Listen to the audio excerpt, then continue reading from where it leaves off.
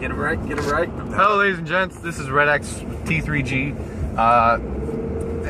They're gonna do a review on Captain America. I didn't see the movie, and they're pretty much just gonna spoil it for me. This is our first vlog. Yeah. He hasn't seen it. I do want to say spoiler alert because we might say some things that we don't realize. We're gonna spoil it for saying. everybody. So, We're spoiling it for everybody. If you guys haven't Nick watched Fury Captain dies. America, it's been out what 2 weeks now. So if you haven't watched it, we're Tough sorry luck. if we spoiled it. Tough luck. And, Go see the movie. It's great. If you don't want to spoil it, please come back to this video later. Then We're gonna spoil it for you. There, I haven't seen you the want to movie. go first? Yeah, you've seen Avengers, right? No, I don't think he has. You've seen Avengers? No, I don't think it's on Netflix. But There's an alien invasion. I know that much. Listen, let's go ahead and do this review. All right. You go ahead and start out. All right, so We'll see where we're going. Captain America, the Winter Soldier. I'll be honest, I never read the original storyline in the comics. I heard great things about it. I've never been a huge follower of the Captain America comics specifically. I've always loved him as a member of the Avengers, but the individual series have never really caught me. I've read an arc here and there, but never, you know, whole series. So I knew about it. I knew what was going on. I knew, you know, the big twist reveal that Bucky is the Winter Soldier. Bucky Barnes is his partner from the first movie. So it wasn't that big a deal for me. The threat of Nick Fury dying wasn't really anything I was worried about. I mean, Nick Fury's kind of renowned in the Marvel Comics universe for being the guy who died and then came back because of X, Y, Z, whatever reason. There's usually a life model decoy or something involved where Nick Fury dies, but then is back 2-3 issues later. Yeah, he's probably died more than Jean Grey, which is astonishing.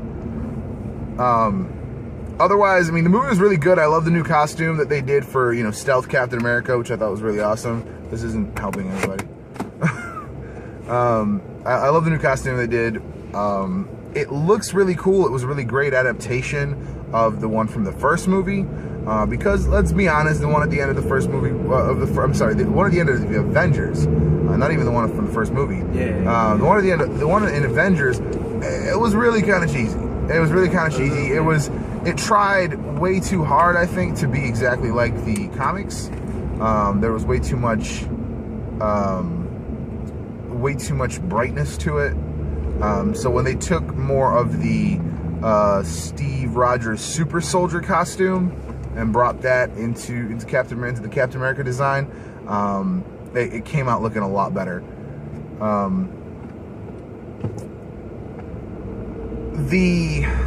What's his face? Von Strucker? No, not Von Strucker. Strucker is the one at the end. Strucker shows up at the end, which was interesting. He shows up in it wasn't even the post-credits, it was just the end of the movie. Yeah, the end of the movie, which it felt like a post-credit scene, which is kind of weird. And then if you've seen the trailer, literally the last scene of Captain America, of Steve Rogers, is in the trailer, which upsets me to such a high degree that is ridiculous. The funeral, not the funeral, the graveyard scene is actually the last scene with Captain America in it. So I just don't know why the hell they did that. The plot is really good. I think it doesn't seem like they slapped this together. They really brought it together with the existing universe in Agents of S.H.I.E.L.D. They brought everything together really well. It didn't look like they just, you know, slap this together and then patchwork together some things to make it related. You know, it turns out everything in the S.H.I.E.L.D. series has been leading up basically to this movie, because, you know, Hydra has invaded S.H.I.E.L.D. in every degree. So at every level, you know, S.H.I.E.L.D. is controlled by Hydra, and you know, the few loyal agents are just no match. So they take over very quickly. The whole plan is to use the multiple carriers, helicarriers, to do concentrated strikes, and hey, hell of a plan, really. But obviously they lose. You know, nothing new there. I think they tied it in really well with the show. The show kind of played more of the collateral damage aspect of it. So it set up the beginning of the movie. The following episode came in during the movie, and then towards the end of it was the end of the movie. So it was really, they tied everything together really well. And now Hydra's in play again. Shield is on the outs. I mean, Captain America does some stuff that you shouldn't be able to, but that's where our discussion, whether he is superhuman or just peak human, which is the way I understand his abilities to be, because that's what they're described as. He's supposed to be peak human, but my fiance disagrees and says that he's performing superhuman feats, such as, you know, falling out of a building onto a shield and walking away from it. I can agree and disagree, mainly because the shield absorbs kinetic impact, so it broke a lot of his fall. Overall, I thought it was a really good movie. I really enjoyed it. I don't know that I would put it over the Avengers. I know a lot of people are saying, you know, best Marvel movie ever. Not really on that. You know, I'm not on that train, but I think it's really good. It's high up there. I would say it's probably a solid number 3 for me, behind Avengers and Iron Man. Wait, it's like 3 out of 3 guys? No, out of all the Avengers movies. So like a lot of people are saying that it's better. It's the best of the Marvel movies. Right. But I think it's in my top 5, definitely. Okay. Right behind Avengers and the first Iron Man, which I think Iron Man is still. I think it's still number 1 for me, because it was a really good movie. You could not watch anything else, and that's still a perfect movie. Like, you don't need anything else to watch that movie, or you don't need any more answers from that movie. Yeah. It was a really, really good movie, Iron Man. How do you feel about Captain America? Man, yeah, amazing. I think the script was great. I don't think that, like you said, I don't think they just slapped something together and pull it out. I mean, clearly the story was amazing. I mean, everything, the way that, you know, Bucky was introduced as the Winter Soldier, the way everything was played in there, what was going on with Shield and Hydra. I mean, I think everything was just set up perfectly. The directors, I think they did a phenomenal job putting this movie together. The acting was definitely up there. I mean, Chris Evans, to me, always a great actor. He's been kicking ass, and he just continues to kick ass. Anthony Mackie as Falcon, he did a great job, I think. Yeah, I really enjoyed his role. I think he really pulled off that role. I think the chemistry between him and Captain America worked out real good. I mean, the action, honestly, I want to say that in this movie, I would say the action that was in this movie actually beats all the Marvel movies. I want to say that. I want to say it beats. There was a lot of stuff going on in Avengers, but I just when it comes down to straight action. You're talking about like fight sequences? Fight sequences, the jumps, like all that stuff. Like seeing Cap, I felt like Cap was more grounded in Avengers, where here it showed more for him. You know what I'm saying? Okay. So I'll give you that. I can see that. More. I can see that. I'm with you. I agree. I think he's. When it comes down to him doing, like you mentioned, doing more than what you would expect him to be able to do, I think he's doing exactly. I think when he dropped on the shield, like you said, you know, the shield absorbs the kinetic energy and stuff like that, and that's why, you know, he had the shield in front of him. Plus, if I'm correct, I mean, I don't know 100% the story of Captain America. I'm not ever going to say I do, and I've never read any of the Captain America comics, so when that comes down to it, I know the basic information of Cap. And from what I understand, the serum that was actually used to make him as a super soldier was a similar, if from what I understand, is similar from what is within Hulk. Is that correct? So the way that breaks down in the Marvel universe, it's actually not related. Okay. In the comics universe. Okay. In the movie universe, the Hulk serum is based on the super soldier serum, because they were trying to replicate it. Because if you remember, in the first Captain America movie, the infiltrator into the experiment kills Erskine, destroys all the remaining serum, grabs the last vial, but then it breaks during the chase. Right. So all the original super serum is gone. Right. So that's why Banner was part of the government research team that was trying to create a new version of it, because everybody really, it was really successful. It did a really good job, and they really wanted it. But in the comics, the way to describe it is that the serum gave him peak human abilities. Gotcha. So what that means, the strongest anyone could be, the fastest anyone could be, the best reflexes. So he was peak human physical and mental capability. That's why he's a very good strategist. That's why he's the natural leader of the Avengers, because he can just handle the whole situation top to bottom. Okay, so that makes sense. Yeah. See, I was the reason that I think that I'm sorry for interrupting you, but the reason that I think that he can survive a fall like that, especially going onto the shield, for those who don't know, in the comics, the shield is made of a vibranium adamantium alloy. Now, even presuming that adamantium is not in this universe because the X-Men is Fox, and Fox owns all that, so we're going to presume that Fox owns adamantium, which makes sense. Vibranium. So maybe this shield is not indestructible, but what it is an incredibly powerful absorption device of kinetic energy, of energy in general. Vibranium is meant to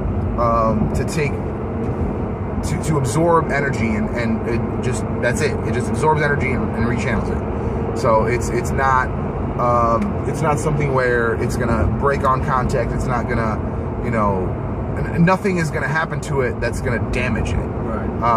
That's why when the Winter Soldier, with his ridiculously pneumatic, robot arm, punches the crap out of it, and for a split second I thought maybe this is where they show the shield can be damaged. And they didn't. It took the hit, and that was it. And I think that was further proof that the shield itself can take a lot of kinetic energy, whether physical or bullets, or just actual energy blasts of some sort. And if you look at in the Avengers, when Thor hit the shield with his hammer, which can tear apart the Rainbow Bridge, he hit his shield, and the energy dissipated. It just did that flash. So it's not like the shield basically absorbed the whole hit. Cap might have felt the weight of the shield, but he would have never felt the actual power of that hit. So I think he could have easily jumped. And the only thing I can say is he jumped off of, I would say, probably 4th floor-ish, something like that. Relatively speaking, onto the shield. He can't cover his whole body in that shield, so I could see maybe his legs might have hit the concrete as well. But I mean, again, I think he's Captain America. The reflexes, speed, all that stuff. If he fell on it leaning on his arm, so let's say if he stuck his arm out, so if the shield took most of that hit, then basically all he did is catch himself on his arm, which is just an acrobatic move. So I really think it's doable and conceivable with the way his power set works. Well, yeah. So I mean, to me, obviously, I didn't know that's how the serum worked in the comics. So definitely the way they describe it in the movies, it just seems like it's supposed to give him the abilities that you see on screen. So I'm okay with that for what it is. And I think the biggest thing for all of us is sometimes we have to take away what's in the movie universe and then what's in the comic universe, and they're not going to do it 100%. That's never going to happen. It's never going to be 100% because it's going to become a lot more improbable, and it's not really gonna translate well. I mean, in the comics, everything's a lot flashier. You can do a lot more things that you can't do with a human body, let alone film and technology as it exists. And that's why we've waited so long to have these movies. The Avengers have been around for 60 years. We could have easily had these movies before, but it's just been a matter of the technology hasn't been there. You look at the old 60s Spider-Man movies, they're not top-notch by any stretch, even by 60s stretch. So that's kind of the big thing. One thing I want to throw out is there's a scene where I can't think of him. What's his name? The bald guy. Oh, Lex Luthor. No, not Lex Luthor. That's a different universe. Lex Luthor came with the cap. Shield agent, bald Shield bald agent. Shield agent. I can't remember the name. He was Crook. He was what? Yeah, he was Hydra. So he was Hydra. They catch him. They take him up to interrogate him. Throw him off a wall, off a building actually. And he looks at Cap and he says, you don't do it. This isn't your style. And he's like, no, but it is hers. Walks away, and Natasha comes up and just kicks him right off the building. Obviously, Falcon swoops in, picks him up, but he puts him up on top of the building. They ask him, what the plan is. What's the breakdown? Who are they targeting? And he said something that has put a new player into the Marvel Universe and a new name in play. Yes, he did. I noticed it right away too. I heard about it before I actually saw it. Okay, yeah. So I didn't hear about anything beforehand. As soon as I was watching the movie and he said the name, I wanted to tell my fiance that was next to me. I'm like, just so you know, Sitwell, Agent Sitwell. I was like, just so you know, he just said a name that's going to definitely be in the movie. Yeah. So they said that the whole concept was to get these three helicarriers up in the air so that they could target anyone they wanted to. And Cap asks, who are the targets? Who are they targeting? And he says, you, her, Stephen Strange. It doesn't matter. Anybody who's a threat to Hydra. And those who know the Marvel Universe, the Marvel comic universe, Stephen Strange is the name of Doctor Strange, who is a mystic character in the Marvel Universe. He is in fact the Sorcerer Supreme. My curiosity leans towards how are they going to tie this all together?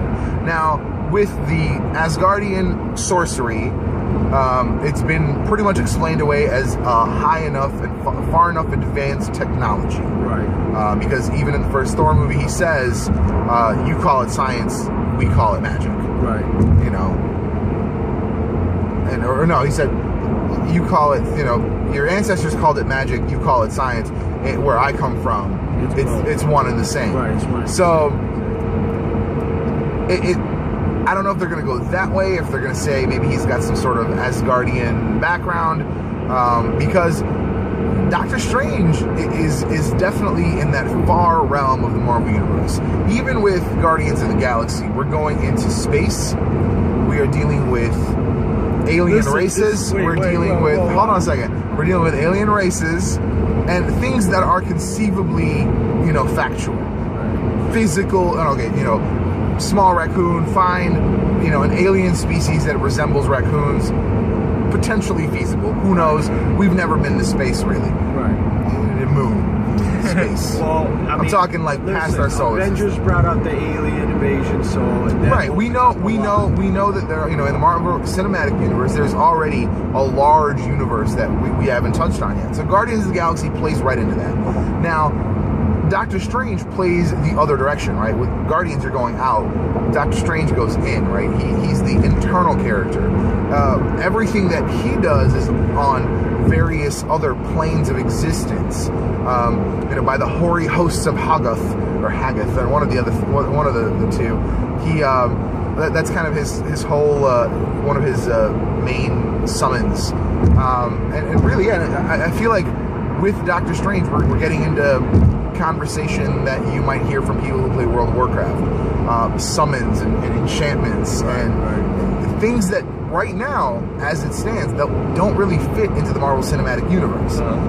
So that's kind of where my curiosity lies. Is I want to see how they're going to work that in, because they did say 2016? 2016. There's still one more. No. 2015 is another. They didn't say another Cap. They said another Cap was coming, but they didn't put Cap on that date. No. There's a third movie, a third date that they haven't given. Captain America 3 is coming out the same day as Man of Steel 2. Oh, that's true. That's true. My mistake. No, they said 60. Is it 60? 2016. Man, but DC needs to step their game up. We're going to talk about that in a different video. Yeah, that'll be different for sure. But there is still a third date, I believe, either 2016 or 2017. I think it might be the 17 they have for Phase 3. Right. Yeah, Phase 3. there's another date for Phase 3 that they haven't attached a movie to, and with this name drop in Cap 2, I think the possibility exists that it would be a Doctor Strange movie. Yeah, that would make sense. It could be very good. It could be very good. If you've never seen it, watch the Marvel animated movie, really Doctor Strange. Absolutely fantastic. Yeah. And if they go down that route, I'm ready to follow them because it plays really well. It's a very modern take on it. I think it could go really well. Except the animated series was a little darker than what they've set the tone for. Well, no, you know what? Not really. I rephrase that because Captain America was a pretty, this Winter Soldier had a little darker feel to it. It did have a darker feel to it. Bucky and him, you know, being lost and not remembering Captain and, you know, a friendship betrayal. Well, not necessarily a betrayal, but, you know, trying to get him to realize that they were friends and stuff like that. So, but back for me, you know, we've gone far from this conversation, but to finish up for the review, at least for me, I thought that Captain America was definitely a great movie. I would agree with you saying that definitely out of all the Marvel movies, Iron Man is definitely number one for me because it just took the show, you know. It took everything. It was the first Marvel movie. It was the first. I mean, there may be some, you know, emotional attachment, but I walked out of there the first time I saw it. I walked out and I said that was a perfect movie. And I mean, honestly, if you just take, even if it is an emotional thing, if you just take everything that they've done to this point, which they've done fabulously, but if you take it, it's an Iron Man too. If you take it, Iron Man is just simply perfect. I mean, it took the story and it released it to the public. It presented everything the way you needed to present it. It touched on all those little bases. It was they circumvented the whole concept of that, you know, Iron Man lived by for years in the comics, is that Iron Man was the bodyguard and Tony Stark was just the guy who hired him and gave him his suit that he invented. Right. And we and the denizens of the Marvel Universe have been, you know, asked to just accept that for decades. And there's been a few occasions where Tony Stark's taken off the mask. Hey, I'm Iron Man. But then it's, I hired somebody else to do it. I'm done with it. And then he opens up the suit again, and hey, I'm Iron Man. Right. So it's just, I'm glad they started it that way and went the direction, because it's hard to make that. You know, it's going to be really interesting to see Man of Steel 2, because it's hard for me to believe that you could have that many people that know Superman and know Clark Kent and don't know. Veering off again. I think we're gonna. No, always veering. I'm gonna finish it off with saying that when it comes down to where I would rank this movie, I would definitely put it in the top. I did, as like everybody else, enjoyed Avengers. I would put Captain America, the Winter Soldier. I would, for the Marvel movies, I would definitely put it probably right under Iron Man for me. Oh, okay. So I enjoyed Avengers a lot. I mean, obviously it's a great movie just to see all the superheroes together. But sure. I would definitely put Captain America probably right under Iron Man for me. So perfect. I mean, story was amazing. Action was awesome. I mean, you do not leave that movie without thinking like, oh, they missed a few opportunities of action. Yeah, no, it was definitely action filled. And they set up a really good follow-up. You know, Cap 3 could see Bucky coming in as Captain America and Steve Rogers departing somehow, because we do know that Chris Evans wants to, you know, he wants to go into directing and things like that. So the possibility exists that he would, he might pass the torch, because at the end of the movie you do see Bucky save Cap's life. I'm sorry, the Winter Soldier save Cap's life, right. And kind of start remembering. That's actually one of the after credit scenes, is that he goes to the museum and he reads his personal history that they have there. So it's I think the possibility exists that you see Winter Soldier come in as a good guy, either in Captain America or possibly even as a cameo in Avengers, right. To maybe replace Captain America when Captain America is, when Chris Evans no longer wants to do that. So my thoughts, go see the movie.